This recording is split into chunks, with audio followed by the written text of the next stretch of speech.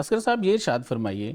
کہ کیا گاؤں میں عید کی نماز ہو سکتی ہے؟ بعض لوگ اسے مکروہ تحریمی کہتے ہیں،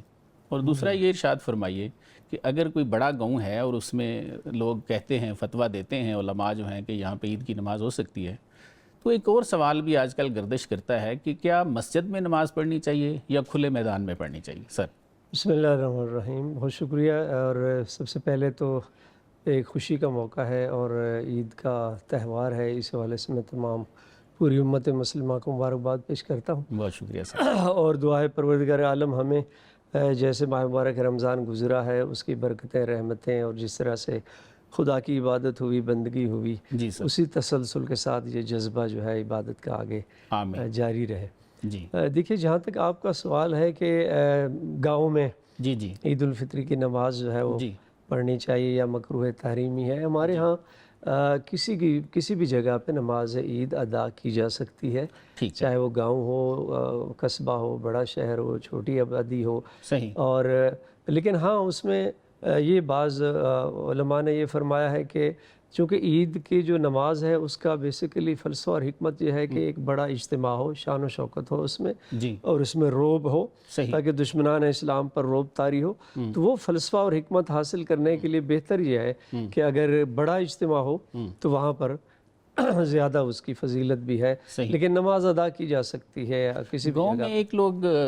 وجہ بتاتے ہیں، کہتے ہیں جی کوئی چھوٹا گاؤں ہے جہاں پہ خرید و فروخت نہیں ہوتی، تو کہتے ہیں جی وہاں پہ نہ جمعہ ہوتا ہے، تو چونکہ عید کی شرائط بھی وہی ہیں جو جمعے کی ہیں، اس لیے بعض لوگ اس پہ اعتراض کرتے ہیں، تو آپ کیا ارشاد فرماتے ہیں؟ ہمارے ہاں جمعے کے لیے ایک خاص فاصلہ جو ہے نا اس کو شرط قرار دیا گیا ہے صحیح، کہ وہ 3 میل جو ہے، کم از کم 4.5 کلومیٹر جو ہے جی وہ فاصلہ ہونا چاہیے نماز جمعہ کے قیام میں۔ اچھا، لیکن نماز عیدین کے قائم کرنے کے لیے ایسی کوئی شرط نہیں ہے، ٹھیک ہے، تو اس لیے نماز عید کہیں پر بھی قائم کی جا سکتی ہے، صحیح، چاہے وہ گاؤں ہے جو اس کو وہی ثواب مل جائے گا نماز ٹھیک کے ہوگا، انجام تو میں۔ کھلے میدان میں آپ فرماتے ہاں، ہیں کہ بہتر پڑھنی یہ ہے چاہیے۔ کہ کھلے میدان میں پڑھی جائے نماز، اور مسجد سے بہتر یہ ہے کہ کھلے آسمان تلے ہوں، لوگ اس اس کو کا مشاہدہ۔ فلسفہ کیا ہے کہ مسجد میں نہ پڑھی جائے سر اور کھلے میدان میں پڑھی جائے؟ اس کی جو حکمت سمجھ میں آتی ہے، اور بعض علماء نے اس کا ذکر بھی کیا ہے، سر وجہ یہ ہے کہ تاکہ ایک تو لوگ دیکھیں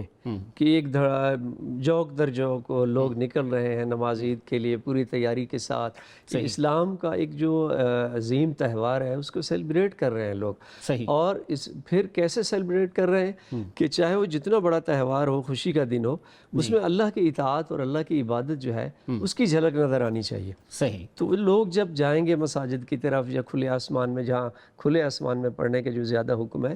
تو جب لوگ دیکھیں گے، باقی لوگ دیکھیں گے، تو ان میں بھی ایک جذبہ پیدا ہوگا، پھر خود امت مسلمہ کے ایک شان و شوکت اور اس کی جو ہیبت ہے، ایک روب ہے، اس مقصد کو حاصل کرنے کے لیے بہتر یہ ہے کہ تو علامہ صاحب یہ پرانے دور میں تو سمجھ آتی ہے کہ کفار بھی رہتے تھے اور ان کو دکھانا مقصد تھا، اب بھی کفار دیکھ تو سکتے ہیں، جی البتہ ہماری جو ہیبت ہے اور وہ جو اس کے پیچھے فلسفہ نظر آتا ہے، وہ ہیبت تو لگتا ہے اب ہماری ویسے ہی ختم ہو گئی ہے، ایسے ہی کیا فرماتے ہیں؟ دیکھیں، یہ بدقسمتی ہے امت مسلمہ کی کہ ہم دین سے دور ہو گئے، اسلام سے دور ہو گئے۔ قرآن میں واضح اللہ نے فرما دیا وَأَعِدُّوا لَهُم مَّا اسْتَطَعْتُم مِّن قُوَّةٍ، کہ اپنے آپ کو طاقتور بناؤ واہ، اور قوت پیدا کرو۔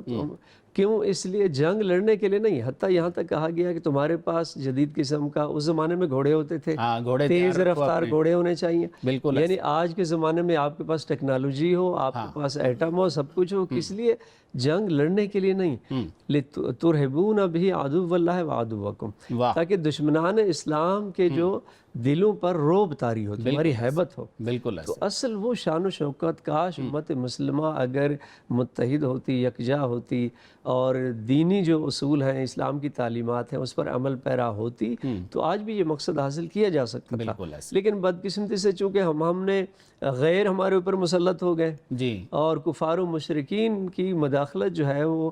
مسلمان ممالک کے اندر اتنی بڑھ گئی ہے، جبکہ قرآن تو واضح فرما رہا ہے کہ لن یجعل اللہ للکافرین علی المؤمنین سبیلا، ہاں کہ کافروں کو ہرگز تسلط کی اجازت نہیں ہے مومنوں پر۔ بالکل ایسے، مومنوں پر کسی کو اختیار نہیں ہے کوئی کافر و مشرک، کوئی غیر مسلم جو ہے وہ اپنا تسلط جمائے اور اس کے کہنے پہ مسلمان ریاستیں جو ہیں وہ آگے بڑھیں۔ بالکل تو ہماری کمزوری یہ ہے کہ اگر ہم آزاد رہیں، اپنے فیصلے خود کریں، تو اس میں عزت بھی ہے، اس میں طاقت بھی ہے، اس میں رعب بھی ہے۔ بالکل تو میرے خیال میں وہ کھوئی ہوئی جو توقیر ہے امت مسلمہ کی، آج بھی اس کو حاصل کیا جا سکتا ہے اگر یہ امت مسلمہ دین کے اصولوں پر عمل پیرا ہو جائے، جی اسلام کے اصولوں پر عمل پیرا ہو جائے، اور جو اپنے فیصلوں میں یہ جو آزاد نہیں ہے، جو تسلط ہے اغیار کا، اس سے اگر غلامی سے نجات مل جائے تو آج بھی امت جو ہے یہ طاقتور ہو سکتی ہے، اور رعب و شان و شوکت بھی ہم حاصل کر سکتے ہیں۔ بالکل صحیح فرما رہے ہیں۔